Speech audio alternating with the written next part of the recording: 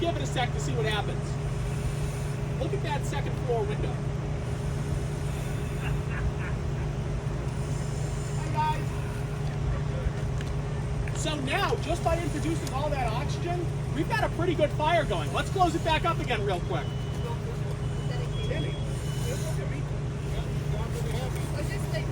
Yeah, look at how out of control that got so quickly just by opening the door. This is why we're so worried about door control and ventilation control.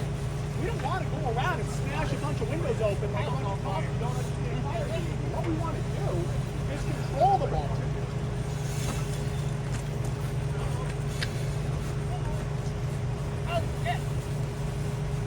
Oh, we got, whoa, it burned through. All right.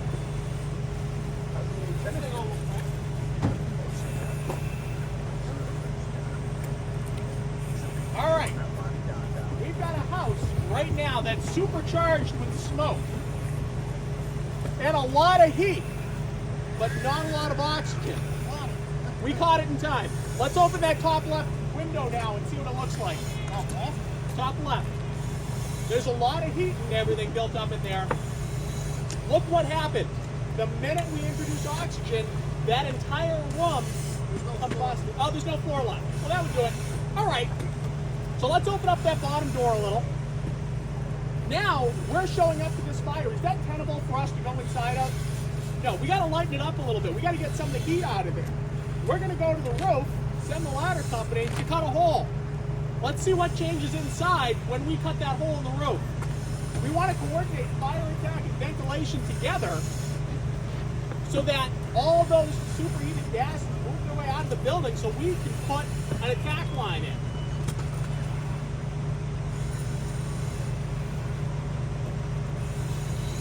All right, let's close that window and open the top right. Right now the flow path is going up because the floor burned through out that window.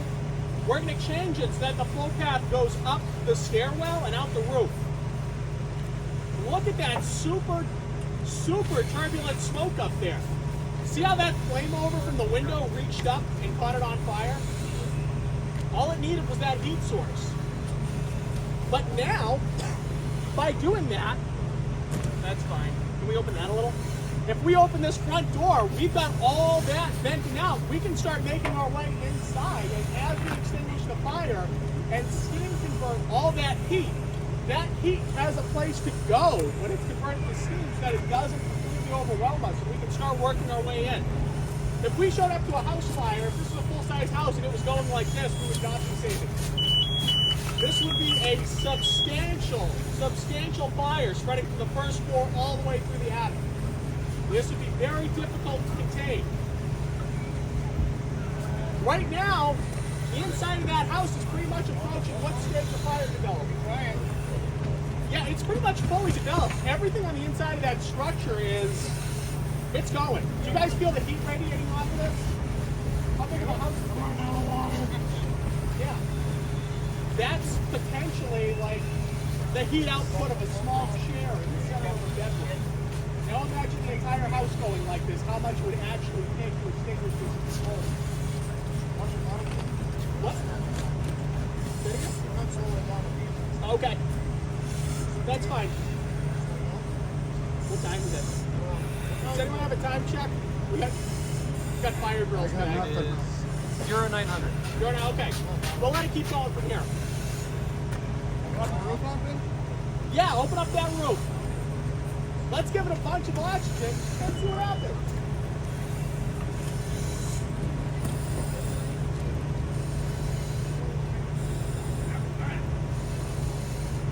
Wait, stop. Typically, these don't last this long. Timmy built this so airtight that it's lasting longer than normal.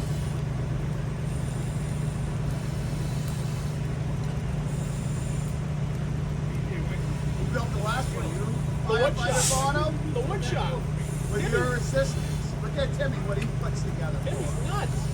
The wood shop did a beautiful job. He went he sealed the edges and the cracks and everything. He went above and beyond on it. Beyond Everything's what going to he be was supposed airtight in Massachusetts now, to. right? I remember having to try to pass my HERS radar.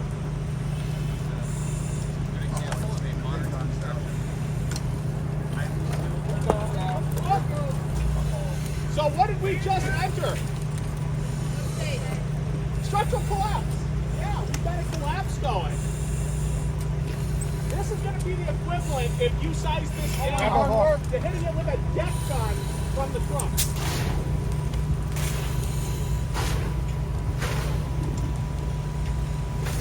See what's happening to all that water? It's not sticking around, right? It's being converted to steam. What's the ratio of parts of water to steam? Do you guys remember?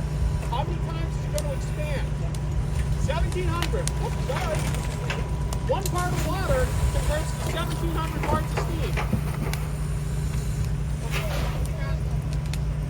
We'll call the fire department. We'll be fine.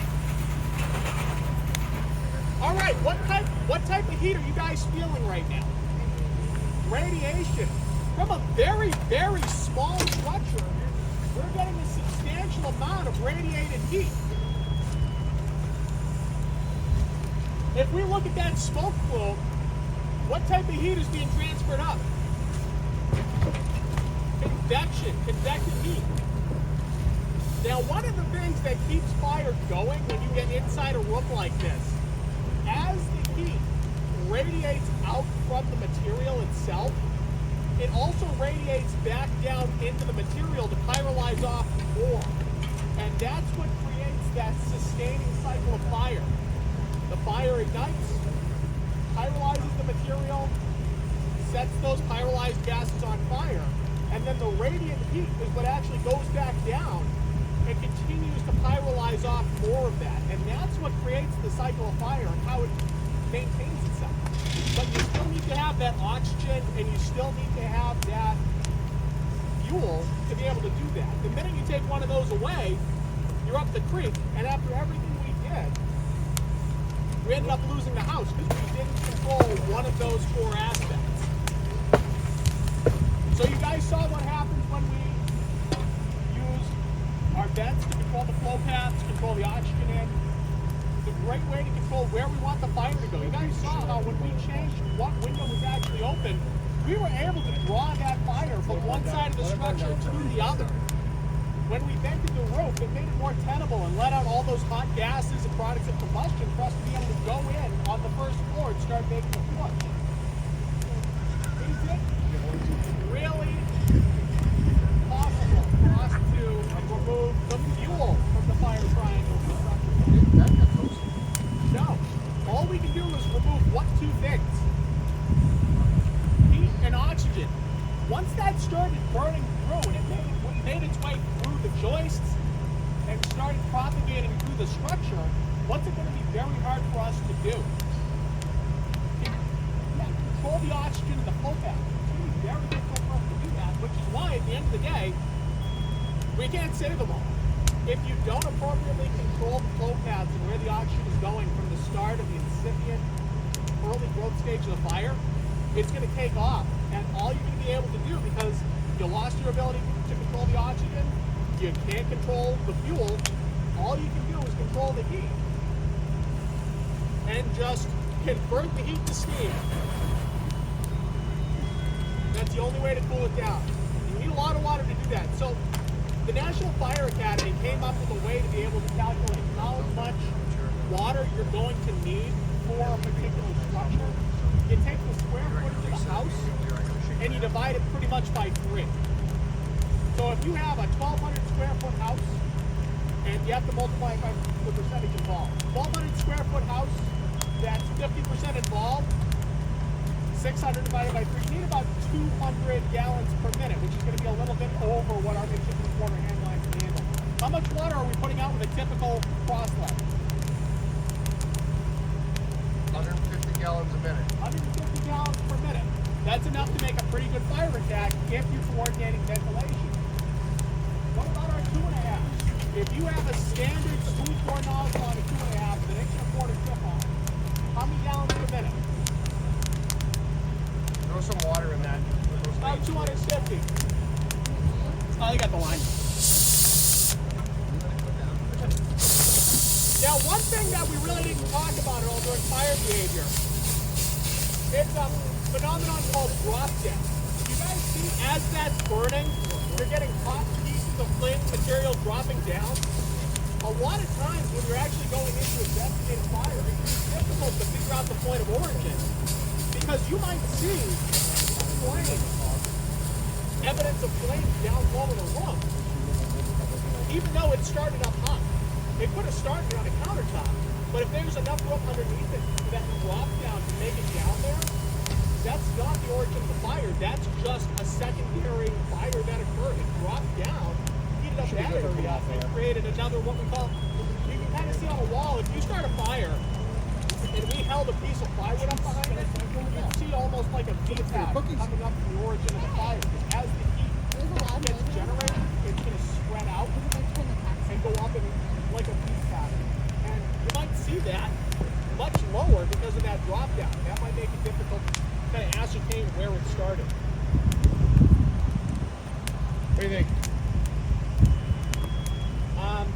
The more it burns, the less we have to clean. True.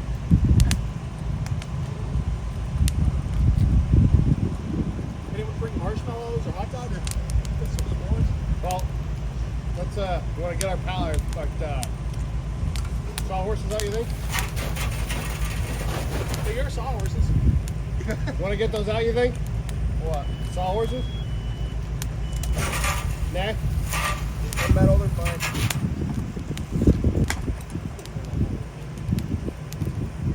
I don't know if anything's gonna help.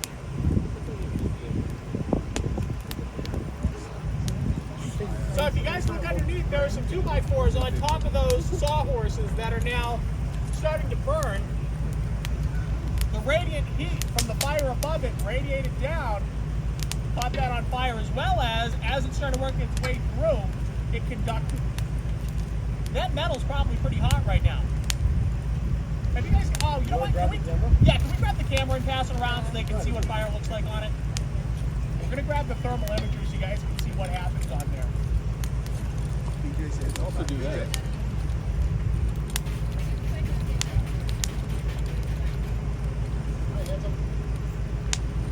It's pretty warm. You can see the water evaporates very quickly. What temperature does water boil at? So if we get steam off that metal, we can assume that metal is at least 212 degrees. And it evaporated. It's pretty hot. Yeah, we're almost done here. Probably another 20 minutes. Any fire will cause 52 knots. It just depends on the length of exposure you have to it. If I stood a couple feet away from that with exposed skin, the radiant heat would be enough to probably give me at a minimum first 3 burns. If I picked up a piece of that, I would get 33 burns on my hand. That would destroy the tissue. If I sat there and put my arm over the top of it, it would cook it. Obviously, it's fire. I mean, you get 4 to 3 burns down into the bone. And it, what are you made of? Sorry. Humans are a class B combustible. We're made of fat. Or technically class A. We're class A combustibles. We're made of fat. So as we heat up, Alright, goes done. we melt into goo. We're good. Sign off.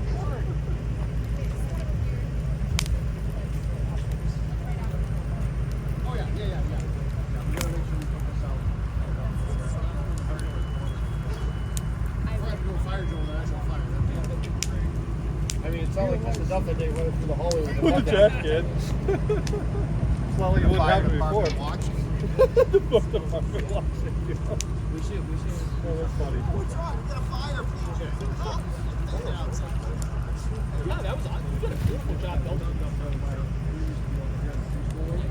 We're picking up and all of a sudden, what the hell was that? I looked up just behind us and looked up front of my head through the hallway where a trash can looked like that. It's freaking chugging. All right, what stage of fire growth have we entered into? We went from incipient to growth. We were in what? Decay.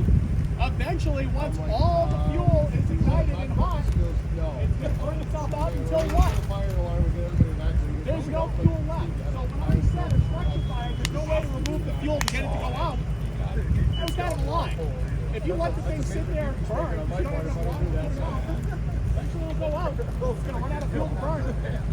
What's that? Or at least it'll be paid before the week. Yeah.